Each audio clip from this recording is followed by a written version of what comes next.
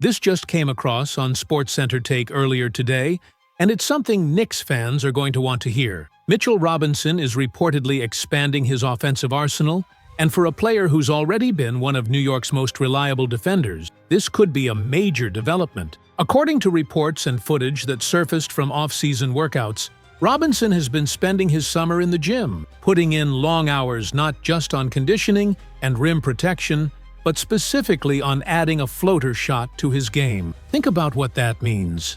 Robinson has always been known as a lob threat, an elite rebounder, and a rim protector. But on offense, outside of dunks and putbacks, he's been fairly limited.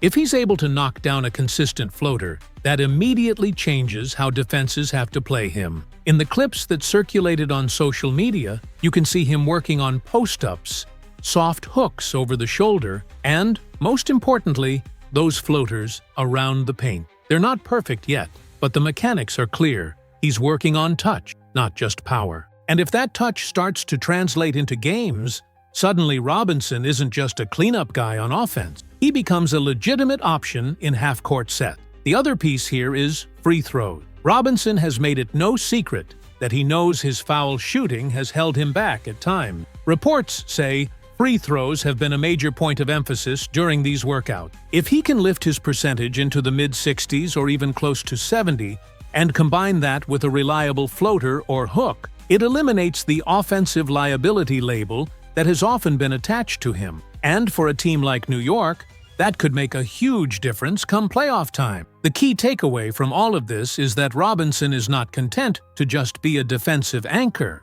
He understands that the next step in his career is becoming a two-way presence, and this summer looks like the first real push toward that. It's only workouts in an empty gym for now, sure, but the fact that he's putting in the work shows his mindset.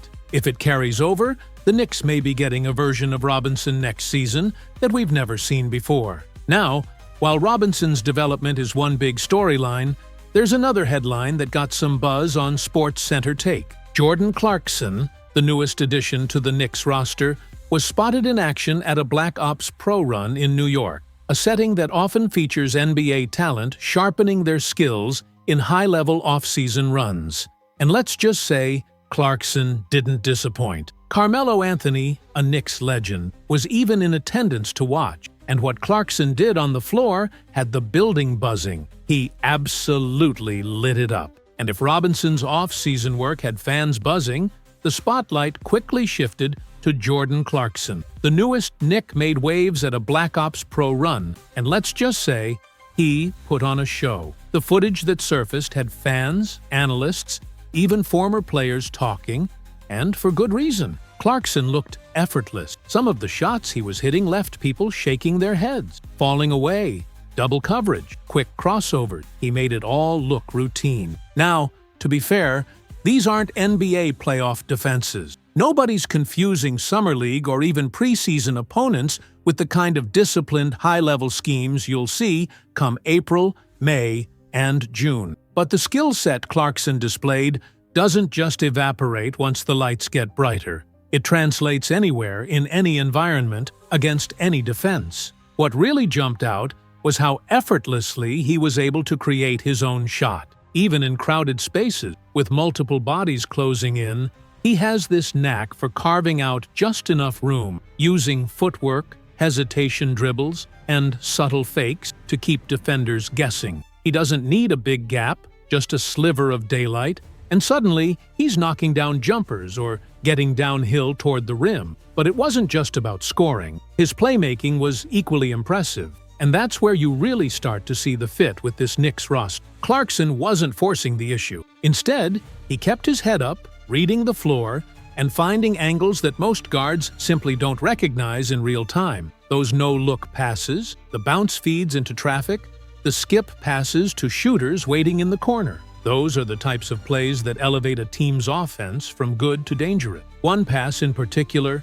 a blind dime threaded perfectly to a cutter, had the SportsCenter Take panel buzzing. It wasn't just flash, it was substance, the kind of court vision that directly impacts winning basketball. And that's exactly why the Knicks front office felt so strongly about bringing him in. They weren't just chasing another scorer off the bench. They were targeting a guard who can thrive within Mike Brown's system, a system that values pace, spacing, and unselfish ball movement. Clarkson embodies that. His creativity not only generates his own offense, but it also forces defenses to react, opening up opportunities for teammates around him. That's the type of skill set that doesn't just fit into a team, it enhances it. And for a Knicks team with championship aspirations, every extra playmaker who can bend the defense is another weapon in the arsenal. That's an important point. New York doesn't have a true backup point guard behind Jalen Brunson right now. Clarkson, while known primarily as a scorer, has the ability to slide into that role in stretches. If he's able to replicate that playmaking alongside guys like OG Anunoby, Deuce McBride, or even Mitchell Robinson, suddenly the Knicks bench unit becomes far more dynamic. It's a reminder that Clarkson isn't just microwave scoring. He's also a versatile guard who can keep the offense flowing. And let's not forget the context. Clarkson came in on a veteran minimum deal. For a player with his resume and playoff experience, that's about as good of a bargain as a front office can ask for. Since arriving in New York, the word is he's been all business, training, working with teammates, and immediately showing the kind of commitment that wins over both fans and coaching staff. Pair that with Robinson's off-season grind, and Knicks fans are starting to see a pattern. This roster is hungry, and it's working. Which brings us to the bigger picture. As highlighted on SportsCenter Take, the ripple effect of New York's moves hasn't gone unnoticed, especially in Las Vegas. FanDuel recently released its updated futures odds for the 2025-26 NBA season, and the shift is significant. At the very top, Oklahoma City leads the board with the best odds at plus 230, a reflection of their young core and consistency. Cleveland follows closely behind at 750, continuing to build momentum as one of the East's rising powers. But right after them, sitting firmly in the third slot, are the New York Knicks. And yes, that's not a misprint. Not long ago, the Knicks were hovering in that second tier, grouped with Denver and Houston around Whitehead 50, teams considered strong, but still a step behind the league's elite. Now, odds makers have elevated them, signaling that New York is no longer viewed as a fringe contender, but as part of the inner circle of championship threats. What makes this jump even more striking is the context. The Knicks haven't reached this level of national betting respect in decades. They've usually been seen as an intriguing team with upside, but rarely a true favorite. The change in perception isn't just about hype, it's about credibility. The combination of roster upgrades, internal growth, and stability at the top has given bookmakers confidence that this group is built to compete with the very best. It reflects how far the organization has come, from being dismissed as inconsistent to now being ranked among the 4 franchises most likely to raise the trophy next June. For New York, this isn't just about numbers on a betting sheet. It's a symbol of legitimacy, a sign that the league and its followers are beginning to recognize the Knicks as a force with real staying power. That pressure is real, and the front office knows it. That's why the offseason has been so strategic. Retaining Mikal Bridges was critical. He may not be the trade chip until the deadline, but keeping him ensures flexibility. Adding Clarkson and Gerson Yabusele